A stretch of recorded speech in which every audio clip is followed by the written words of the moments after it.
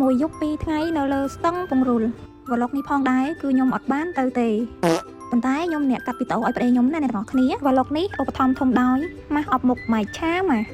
ដែលជាផលិតផលកូនខ្មែរធ្វើឲ្យស្បែកស្រស់ថ្លាត្រជាក់ស្បែកមុខផ្ដល់សំណើមដល់ស្បែកមុខធ្វើឲ្យស្បែកមុខទន់ម៉ត់រលោងហ្មងអ្នកទាំងអស់គ្នាអ្វីដែលសំខាន់ជួយកាត់បន្ថយស្នាមជ្រួញនិងភាពចាស់វីតាមីន E និងអង់ទីអូស៊ីដែនក្នុងមច្ឆាការពារកោសិកាកាត់បន្ថយស្នាមជ្រីជ្រួញជាពិសេសអ្នកទាំងអស់គ្នាបំបត្តិស្នាមមុនទូចមុនធំមុនកប់សាច់មុនក្បាលខ្មៅនិងជាំដោយសារកម្ដៅថ្ងៃអ្នកទាំងអស់គ្នាមកឥឡូវយើងមកចូលដល់ប្លុកយើងវិញអ្នកទាំងអស់គ្នា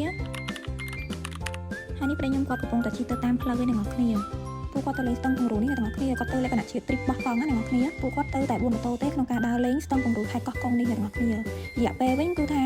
មួយយប់ពីរថ្ងៃអ្នកទាំងអស់គ្នាបានមកដល់ផ្ទះវិញអ្នកកំពុងតែកាត់វីដេអូហ្នឹងក៏មានជាការចង់ទៅដែរអ្នកទាំងអស់គ្នាប៉ុន្តែអត់ហ៊ានទៅដោយសារតែឆ្ងាយពេកខ្ជិលជិះម៉ូតូគាត់ថាចម្ងាយផ្លូវគឺឆ្ងាយពេក150គីឡូជាងរយៈពេលជិះគឺ3ម៉ោងជាងអ្នកទាំងអស់គ្នាអញ្ចឹងក៏សម្រេចចិត្តថាអត់ទៅវិញអ្នកទាំងអស់គ្នាបានត្រឹមតែមកអង្គុយកាត់វីដេអូឲ្យប្តីទេហើយផ្លូវដែលប្តីខ្ញុំជិះនេះគឺផ្លូវពេជ្រនិលអ្នកទាំងអស់គ្នាឆ្ពោះទៅស្រែអំបិលអ្នកទាំងអស់គ្នាហើយកន្លែងទីតាំងស្ទឹងពង្រូលហ្នឹងគឺនៅស្រុកស្រែអំបិលខេត្តកោះកុងអ្នកទាំងអស់គ្នាជីបានមួយសន្ទុះប្តីខ្ញុំក៏គាត់ឈប់សម្រាកជាមួយមិត្តភក្តិគាត់ហ្នឹងព្រោះជិះម៉ូតូឆ្ងាយដែរអញ្ចឹងឈប់សម្រាកបន្តិចដើម្បីបាត់ហត់និងបន្តដំណើរទៅទៀតឥឡូវយើងមកកាត់ចូលដល់ផ្លូវទៅស្ទឹងពង្រូលហើយអ្នកទាំងអស់គ្នាយើងធ្វើការជិះម៉ូតូមួយសន្ទុះទៀតបានទៅដល់ជើងភ្នំឥឡូវនេះគឺកាន់តែគេដល់ស្ទឹងពង្រូលមែនតែនហើយអ្នកទាំងអស់គ្នាហើយប្តីខ្ញុំគាត់ក៏បានឈប់នៅលើស្ពានបន្តិចដើម្បីថតរូបលេងទឹកតែចិត្តដល់បំពំឯអ្នកទាំងអស់គ្នាប៉ុន្តែនិយាយថាទឹកថ្លាស្អាតមែនតែនហ្មងអូយខ្ញុំបានទៅវិញមិនដឹងជាកជ្រោលេងទឹកមិនវិញទេអ្នកទាំងអស់គ្នាអើយឥឡូវគឺថាមកដល់កន្លែងរន្ធប់ញាប់ញ័រហើយអ្នកទាំងអស់គ្នាគឺថាផ្លូវឡើងម៉ែអវវេទនីឯអ្នកទាំងអស់គ្នាអើយ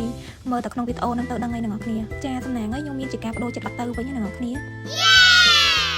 ប៉ុន្តែមុននឹងបានទៅដល់កន្លែងស្អាតៗគឺយើងត្រូវឆ្លងឧបសគ្គដូចក្នុងវីដេអូហ្នឹងអញ្ចឹងអ្នកទាំងអស់គ្នា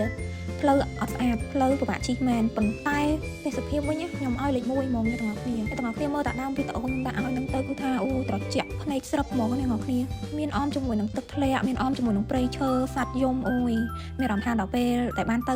គឺរលែកកាត់ stress អស់ហ្មងបន្ទាប់ពីឆ្លងឧបសគ្គជាច្រើនឧបសគ្គហើយពួកគាត់ក៏បានឡើងទៅដល់លើភ្នំ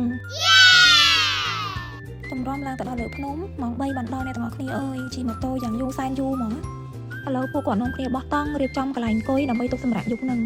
ចាអ្នកទាំងអស់គ្នាវឡុកខ្ញុំមានតែប៉ុណ្្នឹងទេអ្នកទាំងអស់គ្នាអញ្ចឹងសម្រាប់អ្នកទាំងអស់គ្នាដែលចង់មើលរូបភាពស្អាតៗអាចមើលនៅចុងវីដេអូបានណាខ្ញុំនឹងដាក់វីដេអូរូបភាពស្អាតៗនៅចុងវីដេអូឲ្យអ្នកទាំងអស់គ្នាមើលនិយាយពីថាមើលហើយដិតដាមអារម្មណ៍ធ្វើឲ្យចិត្តយើងនឹងចង់ទៅដល់កន្លែងហ្នឹងហ្មងអ្នកទាំងអស់គ្នាអើយនិយាយពីថាស្អាតខ្លាំងមែនតែនហ្មងអញ្ចឹងអ្នកទាំងអស់គ្នាអាចមើលវីដេអូហ្នឹងឲ្យដល់ចប់បាននឹងឃើញរូបភាពស្អាតៗវីដេអូស្អាតៗតែអ្នកទាំងអស់គ្នា